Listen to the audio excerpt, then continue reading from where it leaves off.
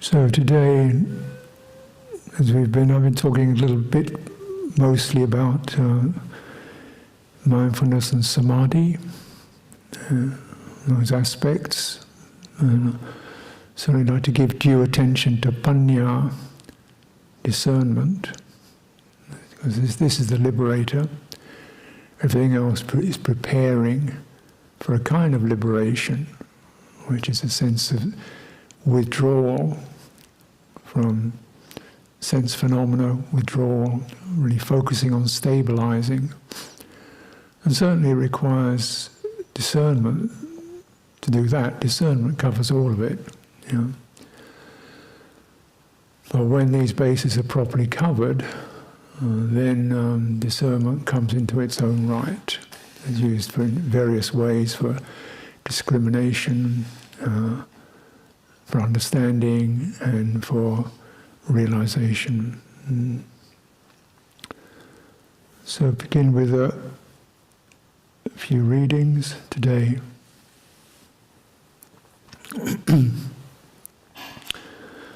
Namo tassa bhagavato arahato samma sambuddhassa.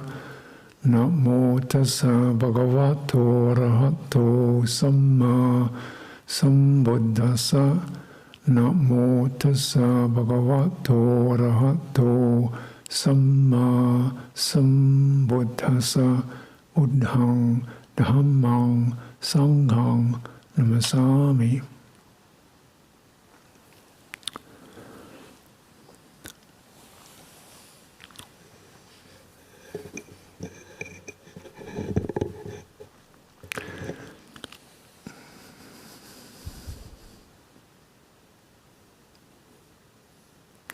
So I say the primary and ongoing function of discernment is to discern between what's worth following and what isn't worth following, what's skillful and what's unskillful. And we have to really know this in general themes, and also know it in detail, specifically, where do I get astray, where is my citta weak or prone or easily compulsive, to really know one's own citta and where it gets obscured or hoodwinked. So these are the kind of various references are made to this, the most common one being the hindrances. And Luang Por Chah said, don't be too in much of a hurry to get rid of your hindrances, because you learn a lot, you gain a lot of discernment through these. So it's one of those typical, somewhat startling statements of Luang Por Chah. He'd often kind of slightly tease the paradigms, and this is one, don't get rid of your hindrance. No, you learn a lot through that. Yeah. You learn how the citta is affected, you learn how it gets muddied and stained, and you learn that it needs protection, and you learn where it gets muddied and torn. Means you know where to protect it and how to guard it, and where to withdraw it, and you know also where the hindrances don't arise, where the citta is more freed and expanded. You know where to seek that, and you know how to seek it, and you know how to persevere in it, so that the citta will be properly nourished. And this is nourishment and denourishment, or starvation, if you like, is a metaphor that's used in the suttas. So I'm just going to refer to a few passages in the 46th book of the Connected Discourse of the Samyutta Nikaya. This is from 4651. And what, bhikkhus, is the nourishment for the arising of the unarisen enlightenment factor of discrimination of states? This is Dhammavicaya, and the fulfillment by development of the arisen enlightenment factor of discrimination of states. There are bhikkhus wholesome and unwholesome states, blamable and blameless states, inferior and superior states, dark and bright states with their counterparts. Frequently giving careful attention to them is the nourishment of the arising of the unarisen enlightenment factor of discrimination of states, and for the fulfillment by development of the arisen enlightenment factor of discrimination of states. And to counteract that, it says, giving careless attention causes them to arise. So the pivot really is around whether one's attention is careful or careless. Here the word careful and careless is represented as yoniso. Yoniso manasikara, ayoniso, careless attention. The word yoni means a place of birth, an origin, source. So I often refer to this as deep attention. It's go right to the source, right into the root of the experience, right into where it's coming from. Or superficial attention, where you're just scattering over the superficial, external, flickering appearance of things. So that's my take on it, what it's about.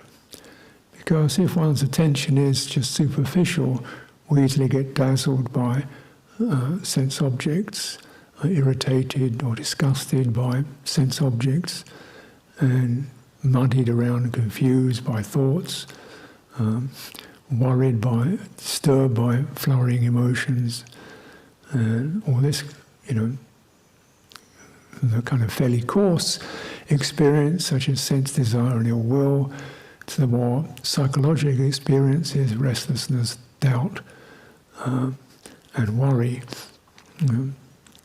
So one is caught in them through because one's attention is just caught in the outturned appearance of things, including the appearance of thought, which can give rise to a lot of doubt, because it's so fleeting, and it always says it's true. It tends to establish a mark of thought, establishes a reference point. And if you rely on those references points of thought are actually limited in their validity. And people argue over thoughts, over concepts, definitions and terms. So really one wants to enter the true meaning, to where skillful states arise. And for this we need to notice what's happening to the citta.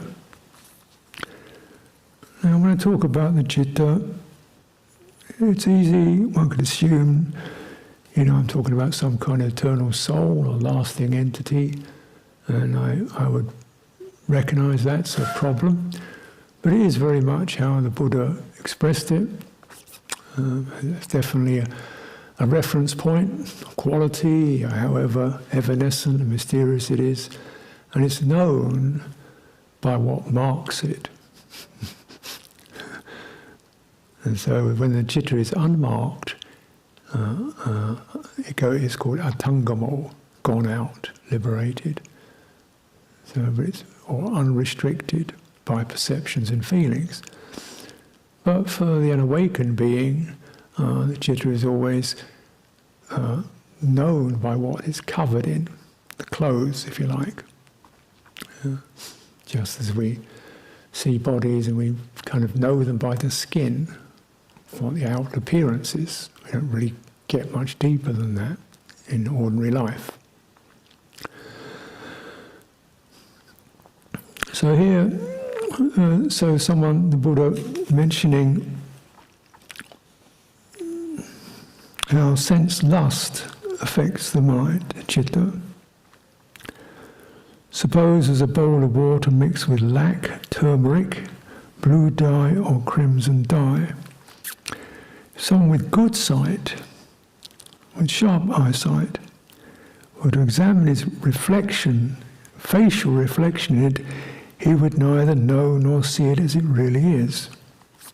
Eyes are good, look in the right direction, but what we're looking at is coloured, flavoured, with these colours. Senses are coloured by, called the sign of sense desire. It's a kind of glowing quality that lands on experiences. We see the glow. We don't really see it, but the heart experiences that glow. Oh,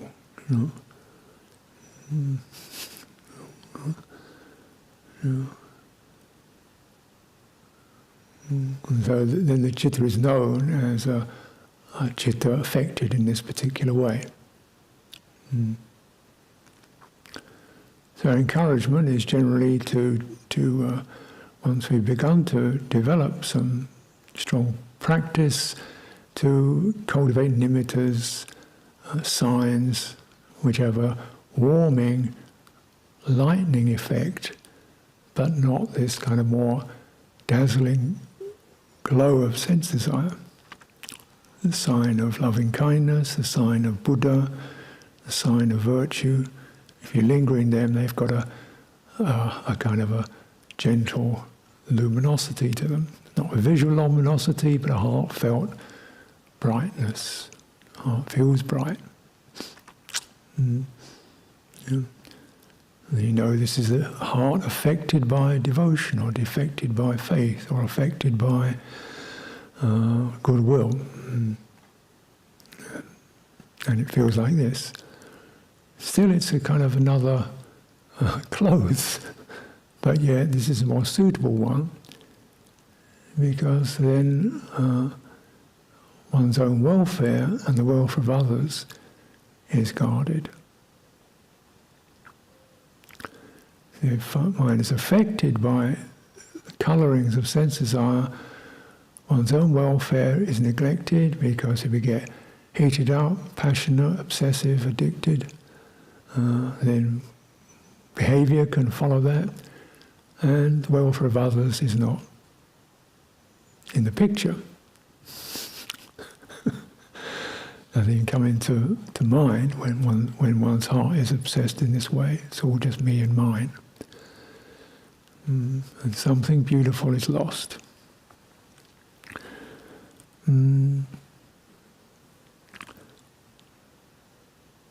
So then it says, well, with ill will, if one doesn't understand as it really is the escape, or knows it as it really is, for one's own good, for the good of others, or the good of both, it says it's like you have a bowl of water heated over a fire, bubbling and boiling. Someone with good eyesight would examine his own facial reflection in it, would still not see it as it really is.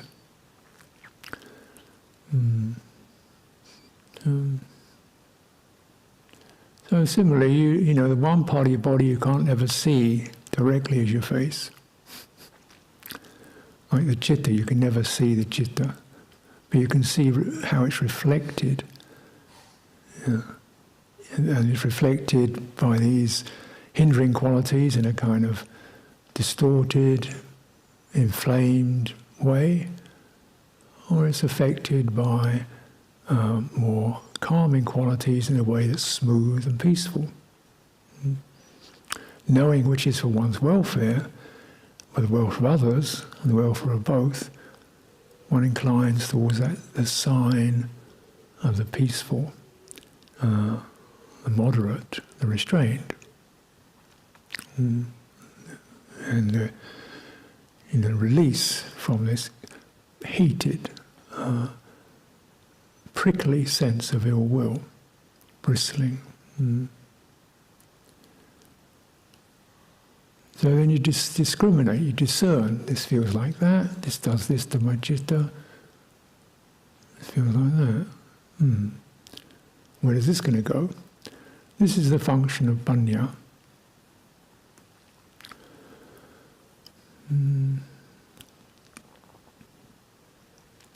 Mind obsessed by sloth and torpor, kind of lethargy and apathy, you might say. Doesn't see the escape from it. Doesn't know how it really is for one's own good, or for the good of others, or for the good of both. It's like a bowl of water covered over with water plants and algae. Same thing, someone with good eyesight, looking in the right place, looking for them to see their own face, only sees this murky quality, foggy, occluded.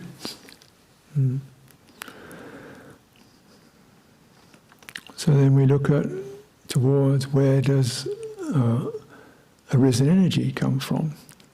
Arisen energy. Generally, one way of arisen energy is the sense of purpose towards cultivating skillful states. So if you've got low energy, you're feeling tired and sleepy and dull, that could be just a function of nature. Then, still one has enough energy to reflect upon the Triple Gem, gratitude towards others, forgiveness, so forth. One generally has some energy,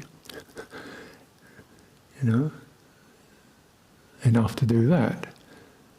So that sense of, even if one does get tired, maybe needs to sit down and rest, or even lie down and rest, still one can keep some recollection going in order to cultivate what one can in terms of skillful states. So bearing in mind that as we age, or if we don't age, we will age, but in this very time we will all lie down. And as you get older, the lying down bit probably gets longer. And as you get sick, lying down gets longer and longer. And you're generally dying lying down.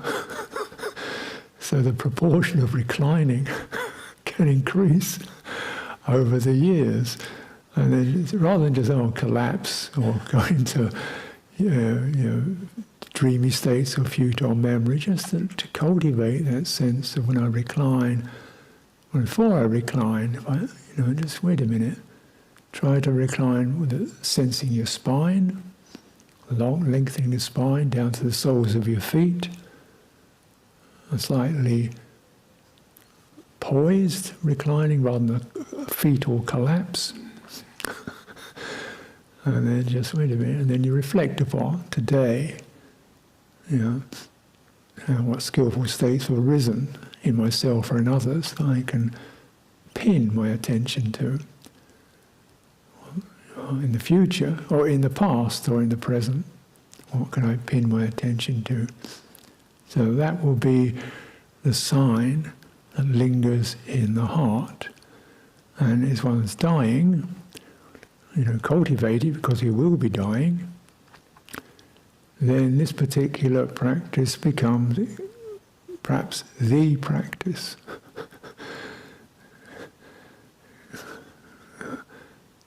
And so during a lifetime one cultivates and associates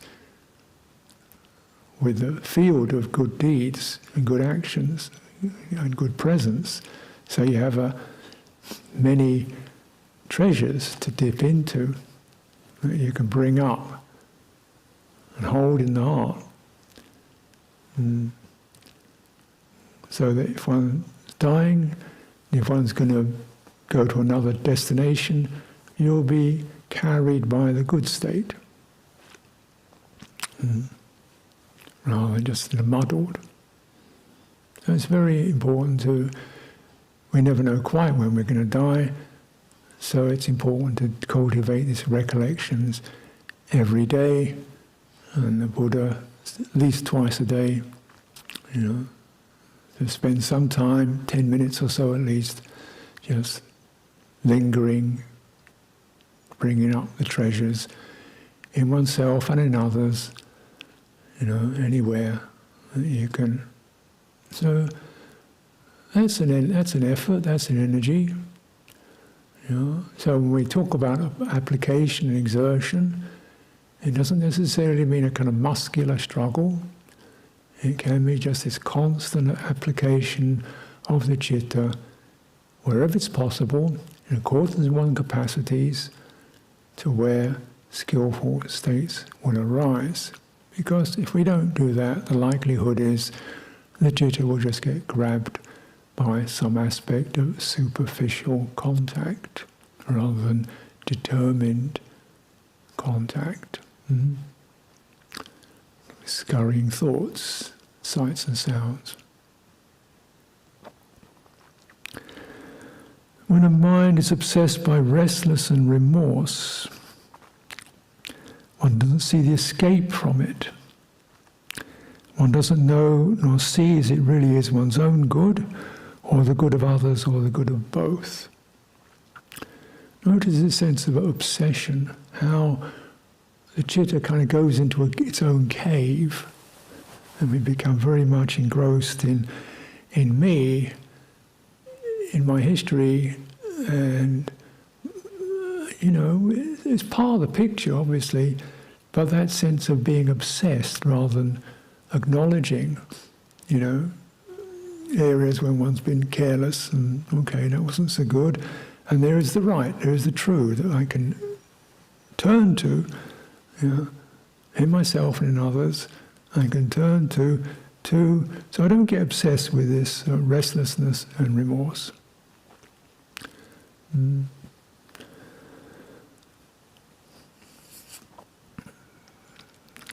So we have to know that. And also, discernment means you really know the citta.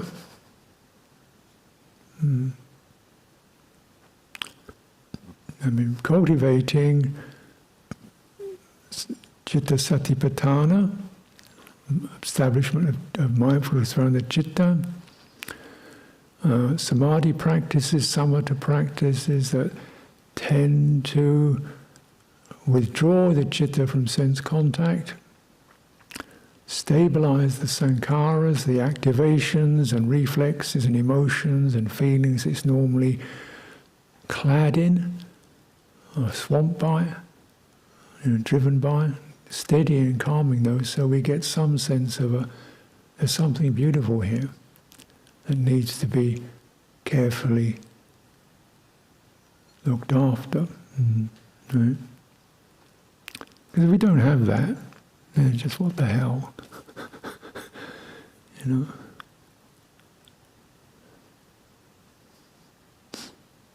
And so for a really untrained person, barely knows that there is such a thing. Barely knows their own, or refers to their own heart. It's just all sense contact.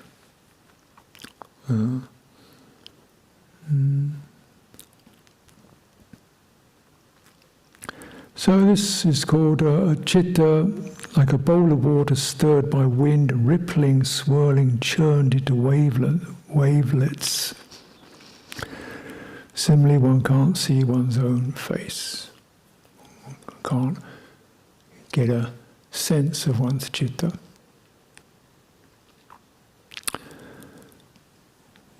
Deal with the mind obsessed by doubt, skepticism, lack of confidence, loss of faith. So just bearing in mind, doubt's not a lack of information, it's this kind of lack of confidence of maybe this could be, I don't really, maybe I should, and what I'm supposed to do, and this is right, and I don't know, and then trying to find an answer in a thought. So this way we get scurrying around the world of thought, which is just ripples and waves.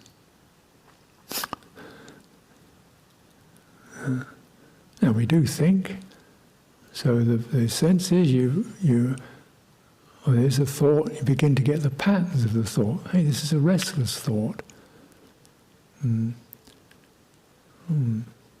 the way to bear in mind is when you refer to your thinking process or your ways of considering things, obviously you can use your thoughts to organize data, great.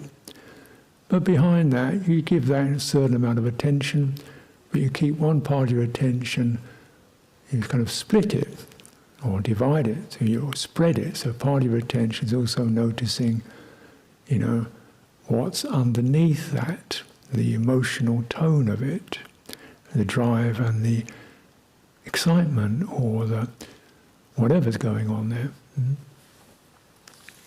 The conviction and dogmatism that can go on with thought, which is not for one's welfare or the welfare of others. People start getting dogmatic about this is right and everything else is wrong, and this is this proper way and everything else is confused and stupid and I got it this way. Attachment to a thought. What's beneath that? How much does my sense of confidence and balance and stability depend upon thought forms? And that can be the case for people. Some of us will probably get dementia. Don't know, but it's a percentage of it. You've been hanging on to thoughts, seeking perfection in those, then basically the horse collapses. You can't ride very far on that one when your mind is losing it.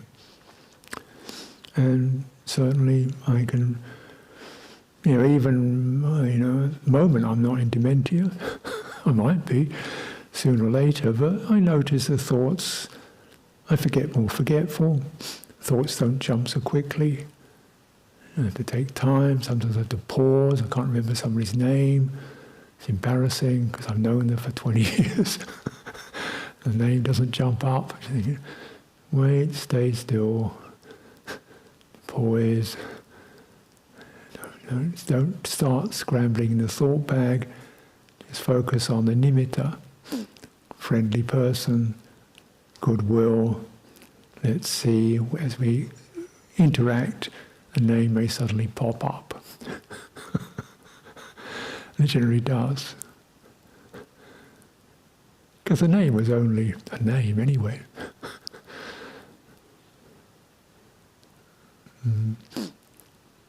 So this sense of that. I've talked about nimitta. And this can be quite a heightened topic in meditation circles, because this can be used in a very specific way to refer to quasi-visual lights and so forth that can appear in some aspects for people, some people, in meditation. But to be looking at the suttas, that's not the way it's explained. It's not expressed in that way. That's a technical refinement of the term, which is used more generally to mean a defining mark or characteristic. Not something that only appears in meditation, but happens pretty much all the time.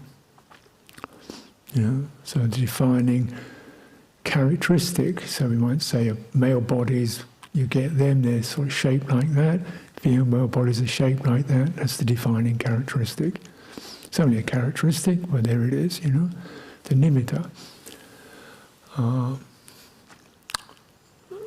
it just arises like that. The defining characteristic of samadhi is mindfulness. That's its establishment, that's its foundation.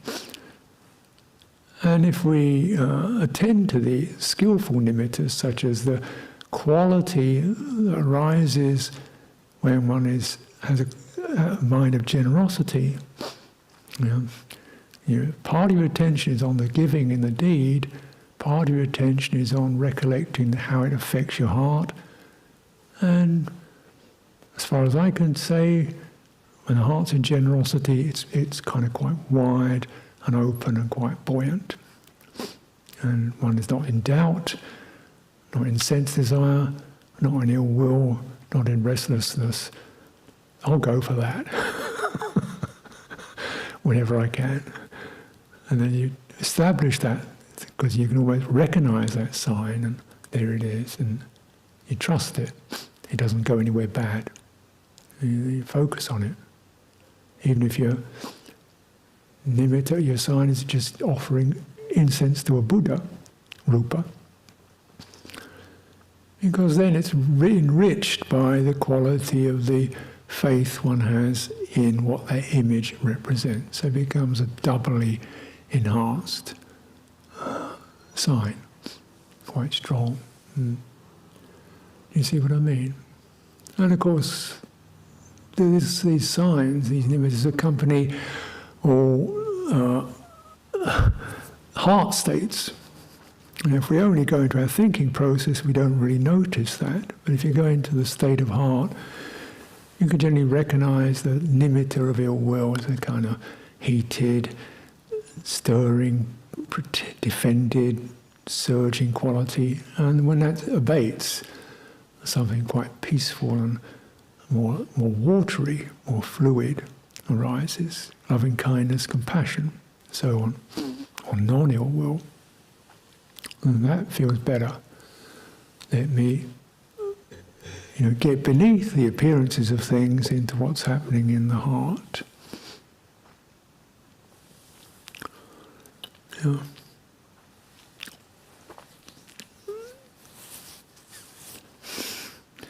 Now, by and large, the mainstream of human culture is basically permutations on the 5 hindrances. It's about sense desire. I'm not saying this is every individual citta, it's just the kind of, almost like the A mainstream is get pleasant sense objects. You indulge yourself in warm, tasty, intoxicating glass of whiskey and so forth. Good.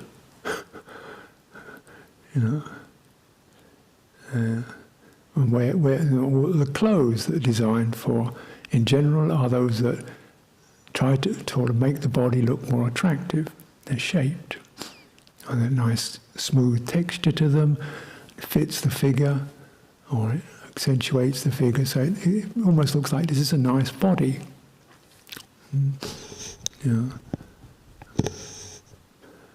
And sometimes they've got slogans written on them, so you actually are very much drawn to the body because it's got some slogan written on a t-shirt, so your eye goes to that. Naturally you get the hit of the body underneath it. This is all kind of, steering attention, in various ways towards the sign of the body, the physical body, the visual body. This becomes a big thing.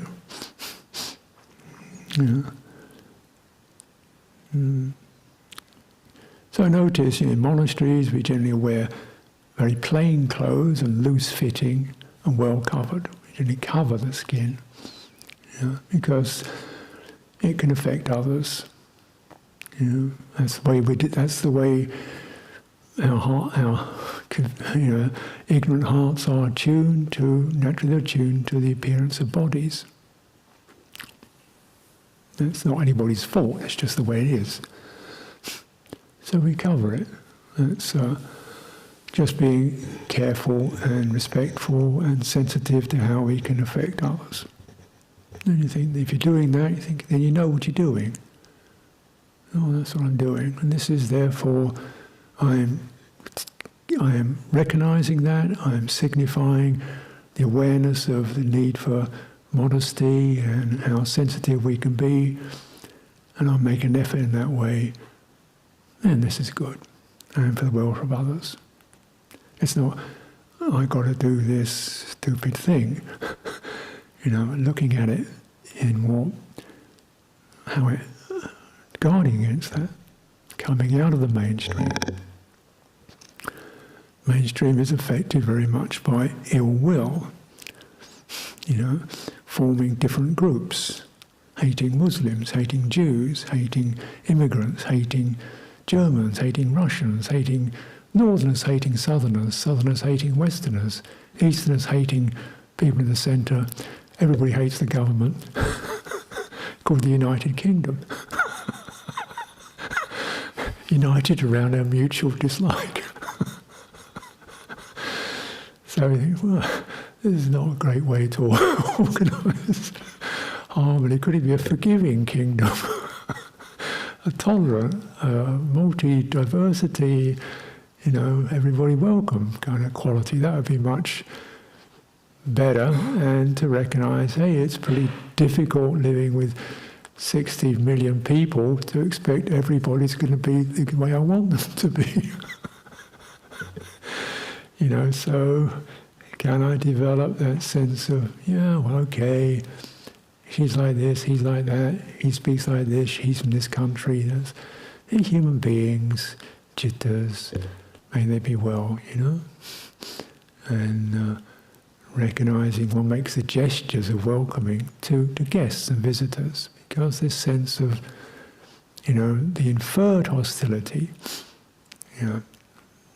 people not being hostile, but people prepared for it, fearful, anxious, that they'll be rejected. Let them feel welcomed. And guard against that sign, making an effort in that way.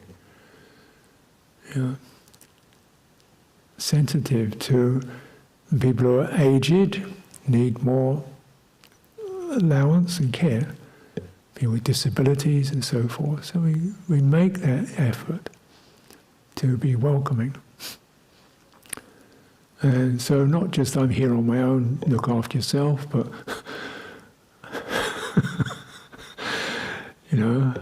what's for my welfare and the welfare of others is to cultivate a sign of goodwill, compassion.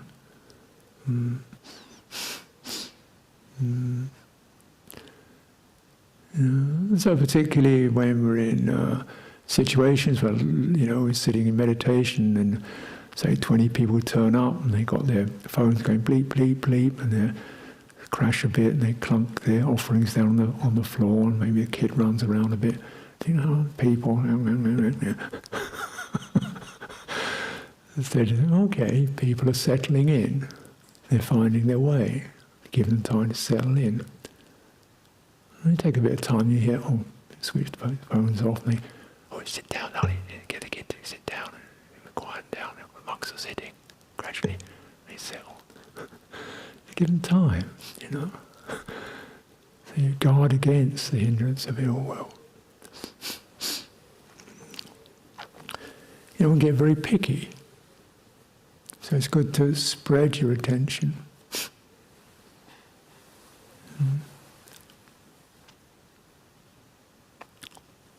Noticing where you get triggered.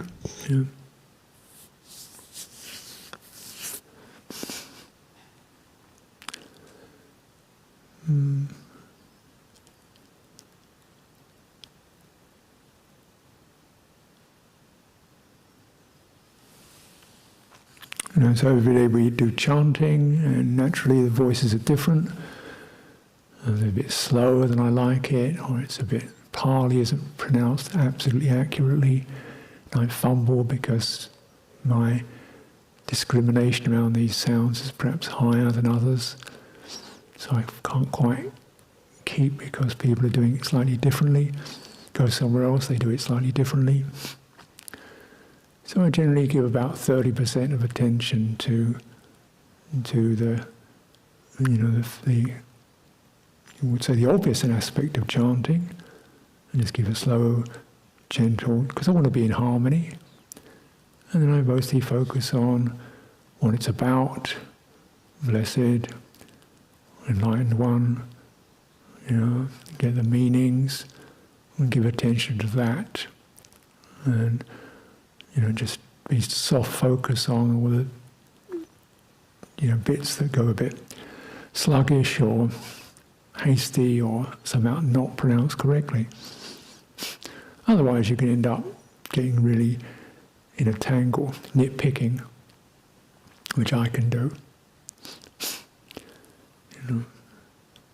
I get nitpicky over words and get nitpicky over punctuation. Sometimes I don't even want to read a book anymore because I start getting nitpicky. So instead I just kind of focus on the general meaning and avoid that too much of that kind of intensity. It's easier that way. Sluggish, we get long sittings can make you feel sluggish because your energy gets stagnant. So then you take some time just even slightly stretching the spine to me is the fundamental feature of the body to be encouraged. So generally lengthening, stretching the spine, standing up, dropping the shoulders, refreshing the spine, sitting down again, putting effort. Don't just hang in a torpid state, which it wants you to do. Generally, torpid state says stay, stay, stay. Don't change anything. The weeds want to grow. So instead say, no, do change things. And develop whatever discrimination one can, because discrimination brightens. So we can say, okay, don't feel so bright. Well, focus on my fingertips. Place the fingertips so they touch each other. Quite sensitive area. And place my attention on the spine. Don't go into the mind in this condition. Stay outside it. Because at the moment it's overwhelmed. Giving careless attention to an overwhelmed state. Give careful attention, deep attention, you recognize this has got me in its grip. Okay, where do I look around for a reference point to, help me out of this without getting negative and frustrated and struggling? So just a sign of the upright body, walking up and down. And if we are, getting those times when we need to lie down, at least doing so with a sense of clarity and keeping a sign in mind.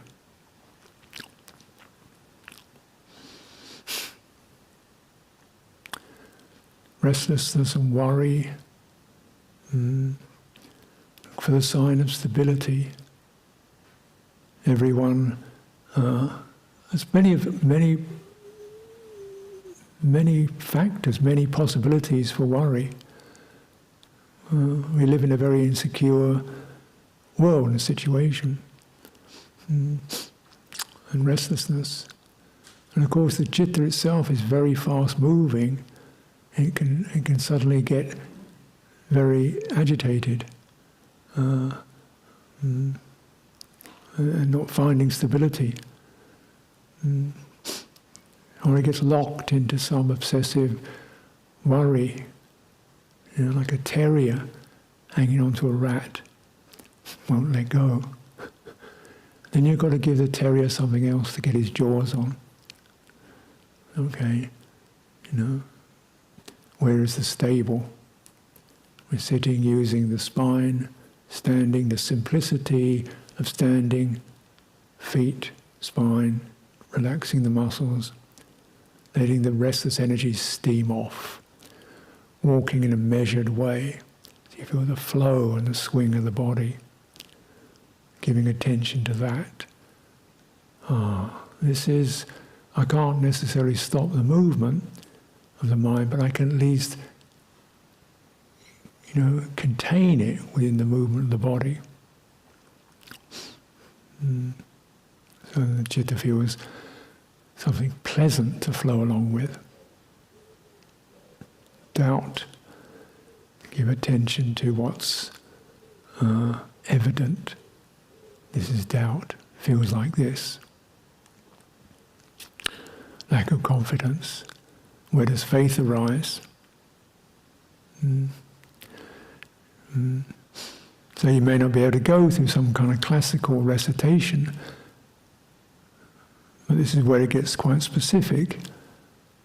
Could have been in something one teacher said that you lit up for. It could have been in one meeting that you, oh, that's right, you go to that. It could have been in one realization, one phrase, you go to that. Yeah. It could have been one situation, one scenario when there's a lot of that strong, committed, devotional energy and you felt yourself being lifted up, you go to that. Because, the thinking mind can be, if it's untrained, it can be a source of incredible confusion and pain. If it's well trained, we can dive in, pick up a thought, open it up, pick up a recollection, open it up until confidence is established. So in this way one discriminates, one discerns, one deliberates. And so again, remember the kind of myth of meditation can be all still and serene. That may arise or may be there for periods of time. A lot of it's just subtle adjustment, working, referring, deepening, withdrawing, not frantically but steadily, like someone, a craftsperson at their work, spreading the canvas or getting the wood out, turning it over, examining what it's capable of, working on it, correcting it, admiring it when it's bright, clean, enjoying it, enjoying their effort they're putting into it. In this way, we feel these indriyas are collected, the enlightenment factors are being nourished, the citta is being held securely and attended to for its own welfare and the welfare of others. So I'll pause there for today.